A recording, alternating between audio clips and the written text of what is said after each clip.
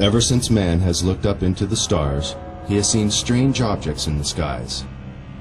But the search for proof of extraterrestrial intelligence has produced disappointing results.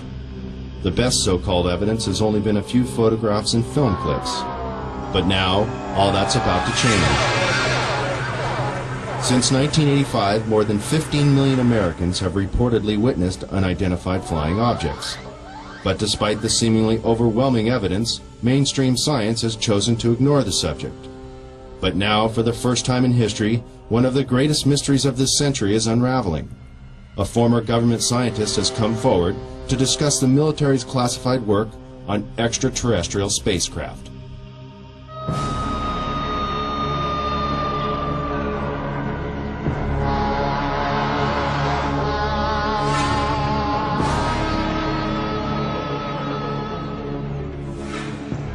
Human advances in technology have exploded in a million directions and show no signs of slowing down.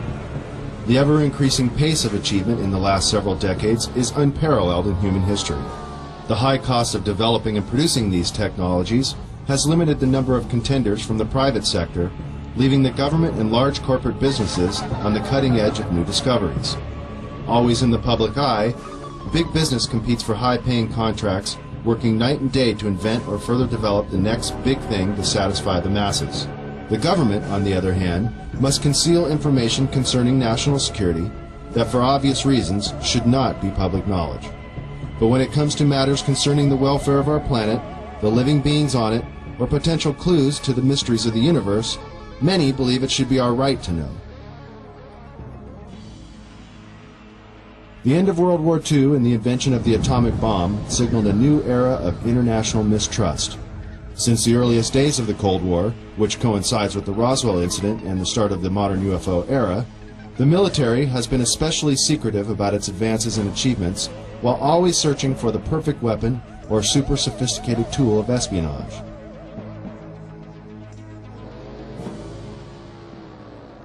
High-tech surveillance equipment around the world, and even in space, has allowed global intelligence to see and be aware of many things that the common civilian cannot even begin to imagine. The military recruits many talented civilians when special expertise is required, and propulsion systems expert Bob Lazar claims he was one of them. In this exclusive interview, he gives his detailed account of his employment with the Department of Naval Intelligence at the top-secret facility known as S4, where, according to Bob, he was hired to work on recovered alien spacecraft. S4 is located 125 miles north of Las Vegas and 15 miles south of Groom Lake. This now not-so-secret military base at Groom Lake, Nevada, is known as Area 51, or Dreamland, as insiders like to call it. Born in 1959 in Coral Gables, Florida, Bob has lived much of his life in Las Vegas, Nevada. With degrees in physics and electronics from MIT and Caltech, he has dabbled in everything from chemistry to fireworks in an effort to understand the finer points of propulsion. He has even assembled a jet car with a 22,000 horsepower engine salvaged from a Navy F-3D Skynight that is capable of land speeds of over 350 miles per hour. Fate took a serious turn for Bob in 1982. Arriving early for a lecture at Los Alamos National Laboratory in New Mexico given by Dr. Edward Teller, one of the inventors of the atomic bomb, Bob was able to meet and talk to the famous physicist. Coincidentally, Dr. Teller was reading the local paper, The Monitor, with a featured front-page article on Bob, and the two struck up a conversation. Later, Bob sent Dr. Teller his resume for consideration, and soon after, Bob was hired by the Los Alamos National Laboratory. This Los Alamos-based directory lists Bob as an employee. By 1989, Bob was brought into the top-secret program at S4 known as Project Galileo. In the following interview, Bob reveals many details of this amazing experience.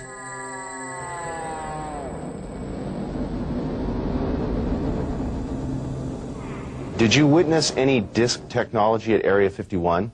No, there was absolutely no ET craft, ET technology, anything like that at Area 51. This is why S4 was made specifically to separate it there. People at Area 51 do not have the clearance. How long were you employed at S4 And when were you hired? When was I hired at S4? I guess early '89, and I was probably there only about 6 months or so, on a very infrequent basis. How were you transported to and from work? At the time that I was working there at McCarran International Airport in Las Vegas, there was a Special Projects EG&G building. When I was told to go to work, I drove there, parked my car there, and got in a plane at the airport, flew to Groom Lake, where I deplaned and waited for a bus, and the bus drove me down to S4. The S4 facility is an area just off the Papoose lake bed, dry lake bed, and it consists of 9 hangars. The hangars have sloped doors on them with a sand texture coating. Around the opposite end of the hangars, there's the standard entrance where you're dropped off at, go through a security check, and inside there's a small complex. There is some office space, there's several laboratories, the hangars themselves, of course, and a few other places. I didn't have free rein to go wherever I wanted to. Everywhere I went to, I was essentially escorted, so that was really all about that I saw. Inside the facility, what was the basic layout? Were there underground levels? I don't think there were any underground levels to it, though there could have been.